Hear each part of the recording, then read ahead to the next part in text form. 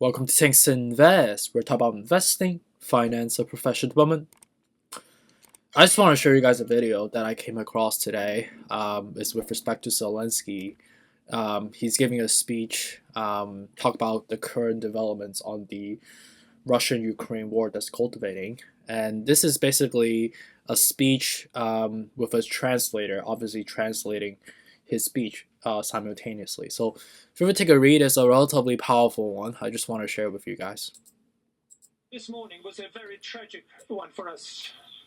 2 cruise missiles hit Kharkiv, the city which is located to the borders of the Russian Federation. There were always many Russians there, and they're always friendly. There were warm relations there. More than 20 universities are there. It's the city that has the largest number of universities in our country. The youth is bright, smart there. The people who gathered there all the time and was gathering there all the time for celebrating all celebrations on the largest square in our country, the Freedom Square. And this is the largest square in Europe, and that's true. This is called the Freedom Square. Can you imagine this morning 2 cruise missiles hit this Freedom Square, dozens of killed ones. This is the price of freedom. We are fighting just for our land and for our freedom. Despite the fact that all large cities of our country are now blocked, nobody is going to enter and intervene with our freedom and country. Believe you me, every square of today, no matter what it's called, is going to be called as today Freedom Square in every city of our country. Nobody's going to break us. We're strong. We're Ukrainians. We have a desire to see our children alive. I think it's a fair one. Yesterday, 16 children were killed.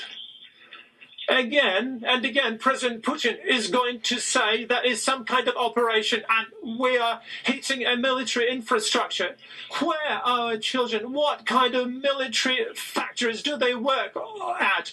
What tanks are they going with? Or launching cruise missiles? He killed 16 people just yesterday. Christian, there was something of a metaphor in all this. You saw the bearded Ukrainian leader in a T-shirt in the midst of a war speaking to the people in dress suits in the European Parliament. And yes, there has been remarkable European unity. And yes, they have taken economic actions. But when you see that juxtaposition, it makes you wonder, is it enough? Can it be enough to save that bearded man from the Russian onslaught?